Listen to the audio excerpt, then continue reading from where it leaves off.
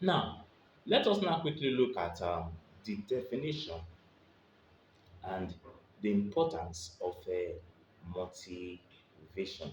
Now, the term motivation has been given different definitions by different scholars.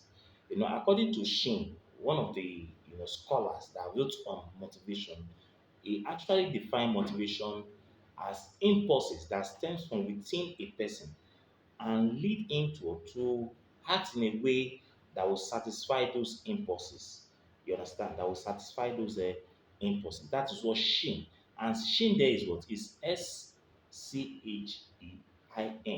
So he was able to to define our definition as impulses that stem from within a person and leads him to act in a way that will satisfy those impulses. So every human being has impulses, and those impulses can propel him to actually act in a certain way in order to achieve his whims and caprices. His whims and caprices. So in other words, it means that there are some driving force within individuals which drives them to attempt to achieve a goal or objective in order to satisfy their needs or need. You understand? So the ability of an organized enterprise to achieve its goals depend actually on the motivation of what of its employees. So in every organization, motivation is very important, is very crucial. You cannot ignore it. So for you to be able to have optimal productivity or production, then there's a need for you to motivate your employees. So what we're saying is that indeed no manager can succeed in achieving optimal productivity for his enterprise without knowing what motivates people. He must be able to know what actually motivates his workers. Managers need to create and maintain an environment that will promote maximum productivity from what? From employees. However, effective, motivation depends on what? On organizational climate, on organizational climate. Equally important is the recognition of the fact that motivation must be based on what? On the situations. Now, let us now quickly look at the approaches to what we call motivation. Approaches to motivation. And one of we're going to start with this, what we call the content approach. Content approach. So I'm going into a subtopic now, approaches to motivation. And we're looking at what we call content approach. Content approach. Now, that's what we're talking about now. Content approach. Now, the content approach, to motivation is concerned with what motivate people to behave in a certain way. When you talk about human behavior is actually dynamic. Human behavior is not static. In other words, people behave in a certain way for certain reasons. You understand? So you cannot ignore human behavior from what? From motivation. So for you to be able to as a manager or an employer of labor, you should be able to create a conducive environment and also know what actually motivates your employees for you to be able to have what we call optimal productivity. So the three content theory that we're going to consider that have actually generated a lot of interest is what we call the Maslow need hierarchy theory. Maslow's need hierarchy theory, which is the first one. Then we also look at what we call Herzberg's motivation hygiene theory. Herzberg motivation hygiene theory. Then we're going to look at what we call the David McClelland need to achieve theory. So I'm going to be taking this one after the other. So that means that we're going to take this topic in three series. We're going to look at first one, which is what we call the Maslow's theory of hierarchy. The Maslow's theory of hierarchy. The Maslow's theory of hierarchy. So we're going to look at the Maslow's theory of hierarchy. Then we're going to look at Herzberg motivation hygiene theory. And we're going to look at David McClelland need to achieve theory. Now let us start with the first one, which is what we call the Abraham Maslow hierarchy of need. So we're going to look at the first one now, which is the Abraham's Maslow hierarchy of what of needs. This topic, for those of you that have actually what gone through the process or the process of university, you will know what I'm talking about. The Maslow's theory of what of hierarchy of what of needs. So I'm going to break it down in a way that you'll be able to understand it. And don't forget that these topics are not only for those in university, it's for every human being, it's for every human being's consumption without any exemption. So whether you're in university or not, you can actually watch this or our lectures, and it will help you to build up yourself in what in the future, in case you find yourself becoming a CEO or a manager of what of a company, it will help you to be able to manage your employees very, very well and effectively. Now, let's go to Abraham's H. Maslow's hierarchy of needs. Now, one of the most popular theories of motivation is the hierarchy of needs that was provided by the psychologist called Abraham Maslow. Maslow. Maslow is Maslow.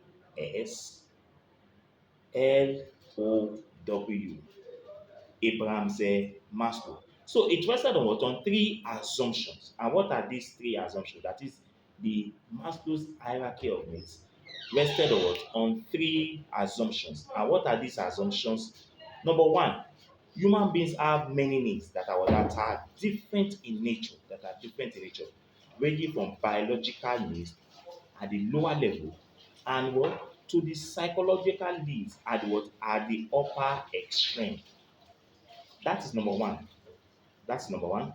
Then number two, individuals are in constant and state of what? Individuals are in a constant state of what? Motivation, never achieving a state of satisfaction. Therefore, man is what? Is actually motivated by constantly unsatisfied and changing needs. That is the second assumption. Now, the third assumption is that these things are what are arranged in hierarchy so that upper needs must be satisfied before higher level needs will arise or motivated people.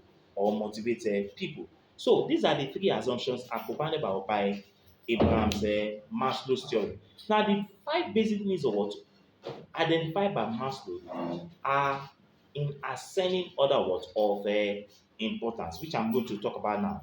Maslow actually what arranged was able to identify the basic needs of what of man by arranging them what in an ascending order. So what are the five basic needs identified by Maslow in an ascending order what of importance? Number one is what we call psychological needs. Psychological needs. Now, what are psychological needs? They are needs that are essential for sustaining human life. They include, food, water, clothing, shelter, sleep, sexual satisfaction. They all come under what we call physiological needs. Physiological needs. Physiological needs. So when you're talking about physiological needs, there are those needs that are essential to life. There are things that man must have, and they include what we call food, shelter, clothing, you know, water, sex, sexual life, and the rest of them. So they all come under what we call physiological needs, according to Maslow. Physiological needs. Then we also have another one, which is called security. Which is called security.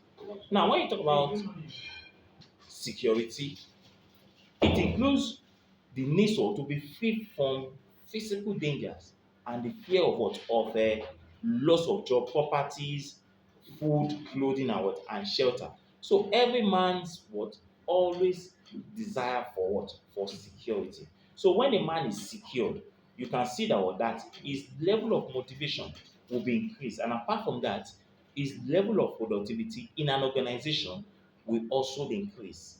You understand? So the second is what is security. The first one is what we call physiological needs. And I said physiological needs are those needs that are very essential to life. Then the second one is what we call security. Then the third one is what we call love needs. Love needs emerge after physiological and security needs. And man is a social animal. Like under political science, man is a social animal.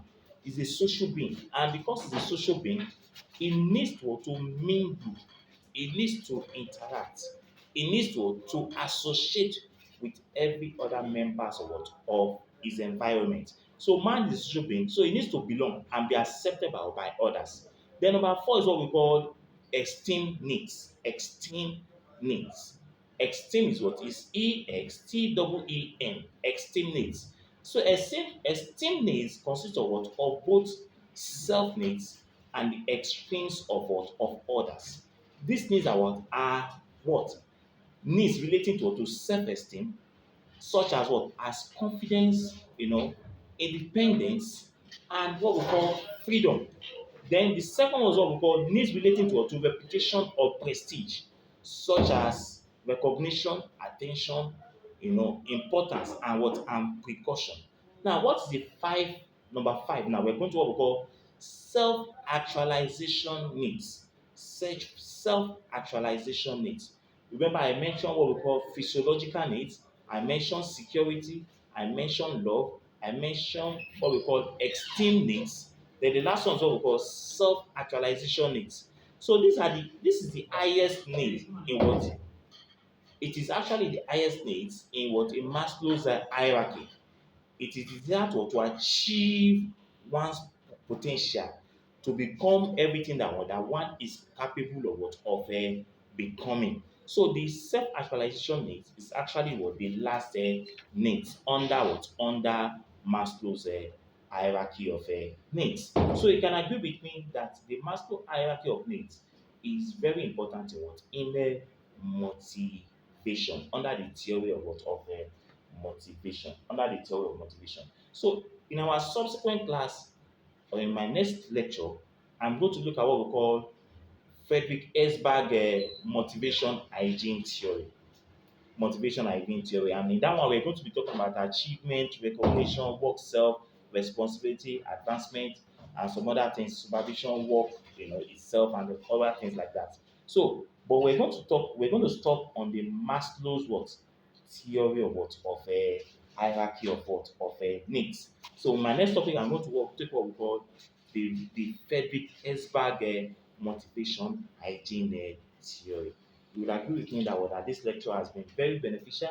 And apart from that, if you notice most of my lectures, I've been taking them one after the other so that I can be able to grasp an understanding or the intuitu or the lacuna of the subject matter of what we're talking about under our various topics. So if you have actually not subscribed or follow us on YouTube and on Facebook, we want to use this medium to appeal to you to actually go there now and then subscribe or follow us on the Facebook. Don't forget to leave your comment, and don't forget to also click on the notification button so that whenever we come up with a different topic, a new topic, you'll be notified about this. Like I told you earlier, we still have thousands of topics that we're still going to discuss in our lectures. This is just the tip of an iceberg. We have not started anything yet. We have over 140 something lectures that have delivered so far on various topics on political science, on government, on Nigerian constitutional development. They are all there on dialectical materialism, mercantilism, the Westphalia Treaty of 1648. They are all there for you to go and learn and watch. Then the Cold War is also there. I talk about the Cold War, and the effect of the Cold War is what we're seeing today between, as related to the war in Ukraine presently. You can see the scramble for power between the two superpowers and other entities or actors in the global political international dynamic system, because the international system is what is dynamic and is very, very important. So you can go watch all these videos. They are all there for you. Public opinion, they are all there. Political parties, it's also there. Mention federalism, it's also there. Physical federalism is also there. I've talked about all these topics. They are all there. So you can watch them and it will be of benefit and immense what of contribution to our academic pursuit. So I remain your humble and loyal, dedicated, pragmatic, assiduous, accessible, you know, dexterous, and prolific teacher or lecturer, David Oni. Don't forget what to subscribe to my channel or follow me on Facebook. Please follow us, leave your comments, like our videos, and you will never regret your decisions. So till we meet next time, thank you so much and God bless every one of you. Bye bye.